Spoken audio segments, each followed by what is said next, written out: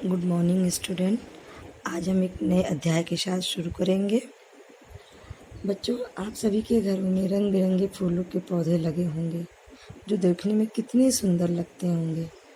हमको ये फूल अपनी ओर आकर्षित भी करते हैं, हम इनकी सुंदरता को निहारते भी रहते हैं, लेकिन उन फूलों के साथ साथ कांटे भी होते हैं।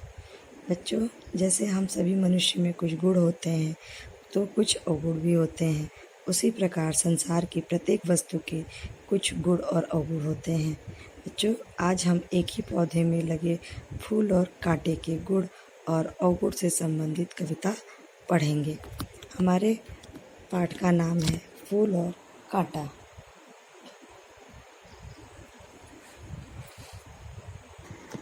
इस कविता के रचयिता हैं अयोध्या सिंह उपाध्याय जी, जो कि हिंदी कविता के क्षेत्र में अपना एक उल्लेखनीय स्थान रखते हैं। चलिए अब कविता को पढ़ते हैं। है जन्म लेते जगह में एक ही पौधा उन्हें है पालता, रात में उन पर चमकता चांद भी एक ही सी चांदनी है डालता। अर्थात कवि जी कहते हैं कि फूल और कांटा एक ही पौधे पर उगते हैं, एक ही पौधा उन्हें सींचता है, एक ही चांद उन पर चमकता है और अपनी चांदनी उन पर डालता है। मेह उन पर है बरसता एक सा, एक सी उन पर हवाएं है बही, पर सदा ही यह दिखाता है हमें ढंग उनके एक से होते नहीं। अर्थात मेह मतलब बादल, बादल भी उन पर एक ही तरह बरसते हैं, हवा दोनों एक समान ही लगता है। जब बादल और हवा फूल और कांटे में भेद नहीं करते तो उनके ढंग में इतना अंतर क्यों आता है? दोनों एक दूसरे से भिन्न क्यों है? अर्थात जब दोनों को एक समान चांदनी, हवा, वर्षा आदि मिलते हैं तो दोनों में इतना अंतर क्यों है? आइए देखें कि दोनों में इतना अंतर क्यों है। छेद कर कांटा किसी की उंगलियां, फाड़ देता है किसी का वरवसन। अर्थात कांटा किसी की भी उंगली में छेद कर देता है, उनको घायल कर देता है। फाड़ देता है किसी का वरवसन, अर्थात किसी के भी वरवसन मतलब वस्त्र, कपड़े फाड़ देते हैं।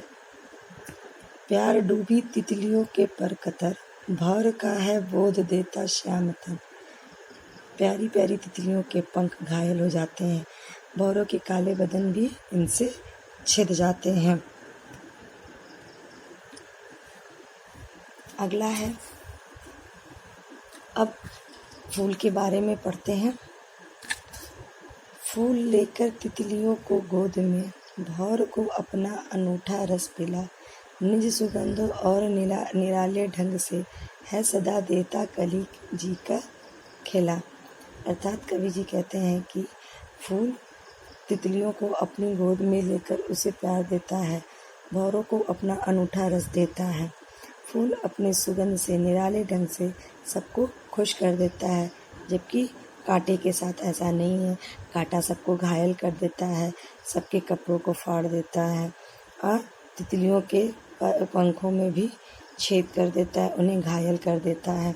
तो देखिए दोनों में कितने अंतर हैं। है खटकता एक सबकी आँख में, दूसरा है सोहता सुरशीश पर। किस तरह कुल की बड़ाई काम दे, जो किसी में हो बड़प्पन की कसर। अर्थात कांटा सबकी आँखों में खटकता है, दूसरे उसके बुरे कर्म के कारण किसी को अच्छा नहीं लगता, जबकि फूल सबके मन को भाता है, सबको अच्छा लगता है। देवताओं के शीश पर भी उनको चढ़ाया जाता है, लेकिन कांटा को नहीं चढ़ाया जाता है।